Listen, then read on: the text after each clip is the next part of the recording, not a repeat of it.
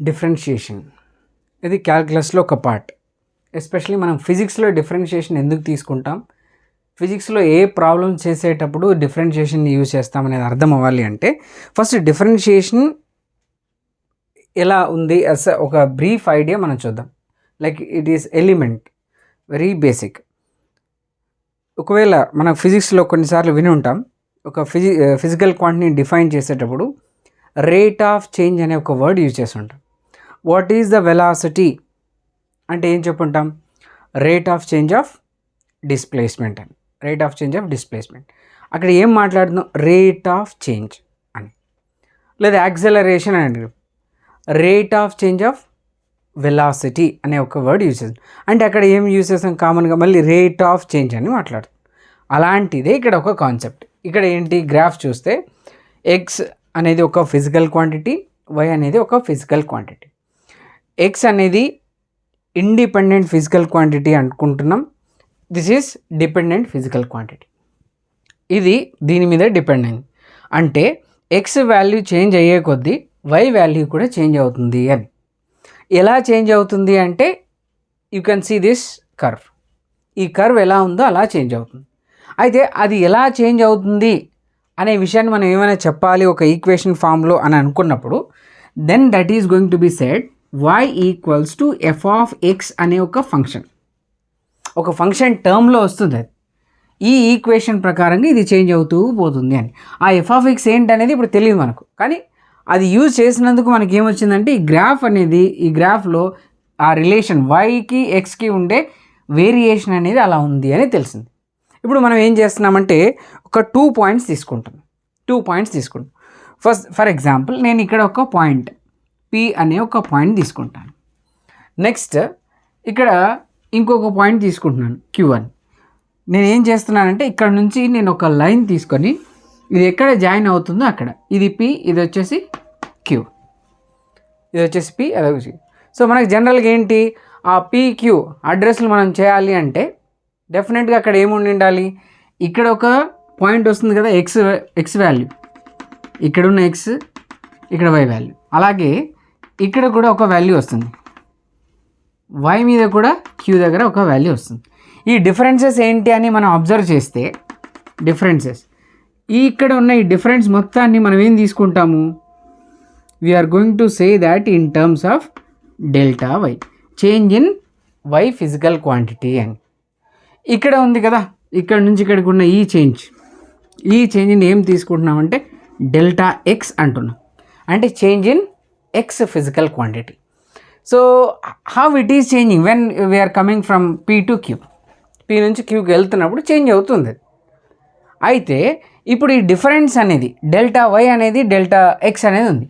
Delta X అనేది ఏంటి, ఇక్కడ ఉన్న ఒక value, let us say x1, this is x2.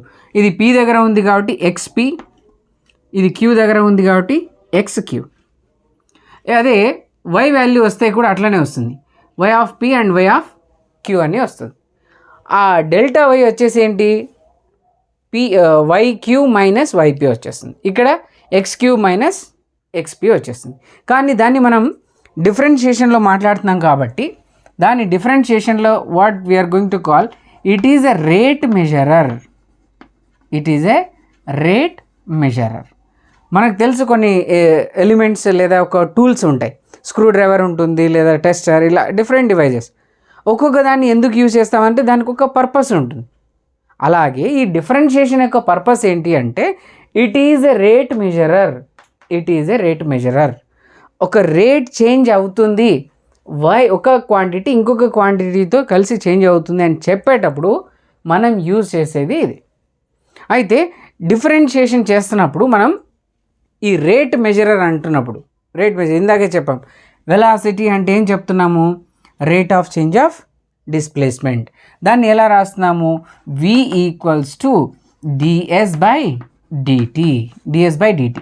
అప్పుడు d/dt ఆఫ్ ఎస్తో మనం తీసుకుంటే ఇక్కడ నుంచి s is changing with respect to time అని, ఆర్ ఎక్స్ ఈజ్ వేరియింగ్ అంటే displacement is changing with respect to time. d/dtని ఇక్కడ rate measurement, which is changing with respect to what? Displacement is changing with respect to time. So that's why the S value or S rate of S is changing with respect to time అని చెప్పడానికి ఇలా రాస్తాం. దాన్నే differentiation అంటున్నాం. ఇప్పుడు ఇక్కడ మనం కేర్ఫుల్గా అబ్జర్వ్ చేస్తే అక్కడ ఉన్న గ్రాఫ్ నుంచి ఏమేమి వాల్యూ తీసుకున్నాం. ఫర్ ఎగ్జాంపుల్ ఇప్పుడు రేషియో తీసుకోవాలి. ఈ స్లోప్ ఎంత ఉంది, ఈ టీటా వాల్యూ ఎంత ఉంది తీసుకోవాలి. ఇక్కడ నుంచి ఏం తీసుకుంటాము, ఈ value slope equals to change in y by change in x. But ఇక్కడ డిఫరెన్షియేషన్కి వచ్చేసరికి టర్మ్స్ ఏం రాస్తున్నాము అంటే when limit delta X tends to 0 delta y by delta x is going to write as dy by dx. ఇక్కడ y ప్లేస్లో ఇక్కడ ఏముంది displacement, x ప్లేస్లో ఏముంది టైం ఉంది. సో అలా ఏ ఫిజికల్ క్వాంటిటీస్కైనా మనం మాట్లాడవచ్చు ఫిజిక్స్లో. కానీ కాన్సెప్ట్ అర్థం చేసుకోవడానికి y అనే ఒక ఫిజికల్ క్వాంటిటీ, x అనే అనదర్ ఫిజికల్ క్వాంటిటీస్, 2 క్వాంటిటీస్ మనం తీసుకుంటున్నాం. Okay, so and the point is మరి delta why by delta x already రాసాం కదా, దాన్ని డివై బై డిఎక్స్ ఎందుకు రాసాము అంటే ఇక్కడ ఏదో రాసాం, limit delta X tends to 0 అని. అంటే ఆల్మోస్ట్ డెల్టా ఎక్స్ వాల్యూ ఇప్పుడు ఎక్స్పి ఎక్స్క్యూ అనే వాల్యూస్కి రెండింటికి చూస్తే చేంజ్ ఉందా లేదా? ఖచ్చితంగా ఉంది. అయితే ఆ చేంజ్ ఎంత అవ్వాలి అంటే delta x equals to x q minus x p అవుతుంది. That delta is almost is going to be 0 but not zero. ఒకవేళ 0 అయితే ఏమవుతుందంటే రెండు ఒకే చోటుకి వచ్చేయాలి.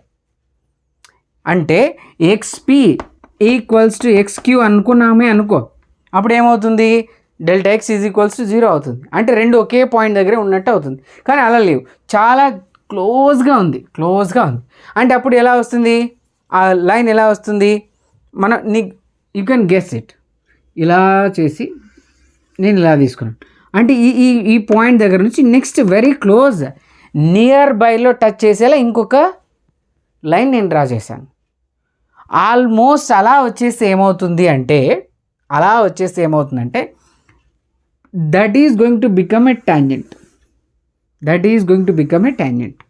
అంటే ఆ పాయింట్ దగ్గర ఓన్లీ ఆ కర్వ్ ఉంది కదా, కర్వ్ దగ్గర ఒకే ఒక పాయింట్ దగ్గర మాత్రమే టచ్ చేసేలా లైన్ ఫామ్ అవుతుంది. అంటే అప్పుడు దీన్ని ఏమంటున్నాము ఈ లైన్ని అంటే this is going to be called as tangent. అంటే డెల్టా ఎక్స్ టెన్స్ టు 0 అయినప్పుడు, అంటే almost change in X physical quantity is going to be 0 అయినప్పుడు, ఆల్మోస్ట్ 0 బట్ నాట్ 0 అయినప్పుడు అప్పుడు మాత్రమే డివై బై డిఎక్స్ అని రాస్తాము. And it is going to give us at that moment value. For example మన కళ్ళ ముందు ఒక వెహికల్ వెళ్తుంది, జస్ట్ ఇలా చూస్తున్నాం అని అలా వెళ్ళిపోయింది వెరీ ఫాస్ట్. అది ఆ ఫాస్ట్నెస్కి రావడానికి స్టార్టింగ్ నుంచి ఎంత టైం పట్టింది మనకు తెలియదు. కానీ నువ్వు చూసినప్పుడు, కళ్ళ ముందు నువ్వు చూసినప్పుడు ఎంత స్పీడ్తో వెళ్ళింది. That is instantaneous. At that moment, at that second, what is its value, what is its change, అది డిస్కస్ చేయడానికి మనము డివై బై డిఎక్స్ అనే వాల్యూ రాస్తాము. So that is going to be the what slope. ఆ slope అనే వాల్యూని కూడా ఇక్కడ డెల్టా వై బై డెల్టా ఎక్సే. కానీ in another terms what is that, it is opposite by triangle. మనకు ట్రిగోనోమెట్రీ కూడా కొంచెం మిక్స్ చేస్తే టాంజెంట్ రాసినప్పుడు what opposite by adjacent, what you are going to write tan theta. So tan theta is nothing but slope. That is going to be what?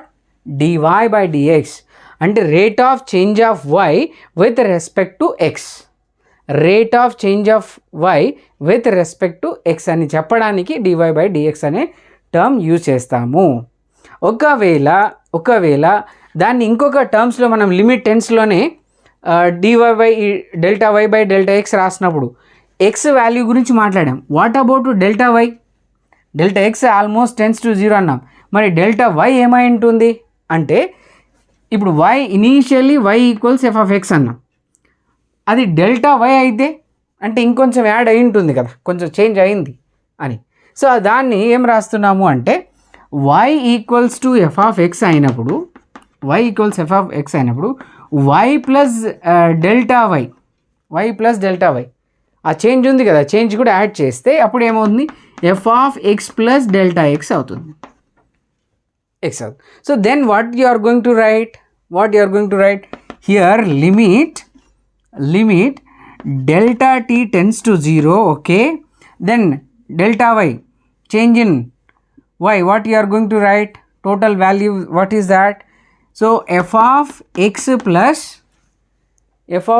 Plus so what is that total వచ్చేసి ఇది ఉంది initial final value, final minus initial రాసేస్తే f of x plus delta x minus and another ఇది is f of x divided by this is dx or delta X.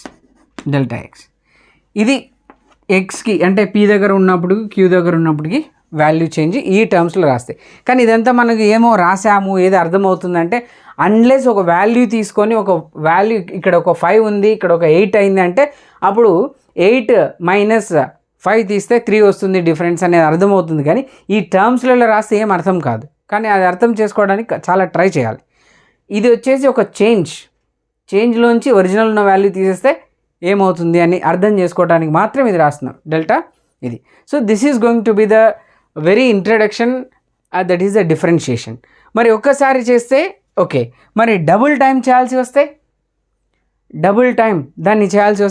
దాన్ని ఏమంటున్నామంటే first time చేస్తే ఏమంటున్నాం, rate measurer అంటున్నాం.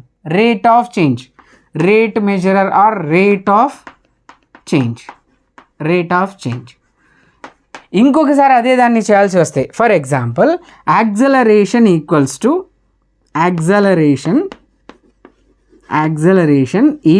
To rate of change of velocity అంటే dv/dt రాస్తాం. అంటే already మనకు v అంటే ఏంటి, ds/dt అని ఇంకోటి కూడా తెలుసు మనకి. అంటే ఆ ప్లేస్లో నేను d/dt ఆఫ్ v ప్లేస్లో ఏం రాయొచ్చు నేను ds/dt. Then again I'm going to write it d2s/dt square. So what is this d2s/dt square? It is a rate of change of rate. What you are going to say? Double differentiation చేసినప్పుడు what we are going to say? What is the meaning of that? Rate of change. అదే కదా ఇక్కడ చేస్తున్నాం, ds/dt rate of change అయినప్పుడు మళ్ళీ దానికి change కనుక్కుంటున్నాం. ఇది రేట్ ఆఫ్ చేంజ్, మళ్ళీ రేట్ ఆఫ్ చేంజ్ కనుక్కుంటాం. సో రేట్ ఆఫ్ చేంజ్కి రేట్ కనుక్కుంటే అంటే రేట్ అంటే ఇక్కడ మనకు కాస్ట్ కాదు, change with respect to that, with how much rate it is changing. So దాన్ని రాయాలనుకుంటే అప్పుడు రాస్తాం. ఇప్పుడు ఇది ఏ ఫామ్లో ఉంది, డబుల్ డిఫరెన్షియేషన్ ఫామ్లో ఉంది. అంటే ఒక ఇనీషియల్గా ఉండే వాల్యూని మళ్ళీ మన బేస్ నీడ్ని బట్టి మనం ఏం చేస్తాం, డబుల్ డిఫరెన్షియేషన్ చేస్తాం. అయితే ఈ డబుల్ డిఫరెన్షియేషన్ అనేది ఎప్పుడు యూజ్ చేస్తాము, దీనికి చాలా ఇంపార్టెన్స్ ఉంది. అది ఏంటి అనేది జస్ట్ నెక్స్ట్ వీడియోలో మనం చూస్తాం, right? I think you understand what is the importance of differentiation in physics.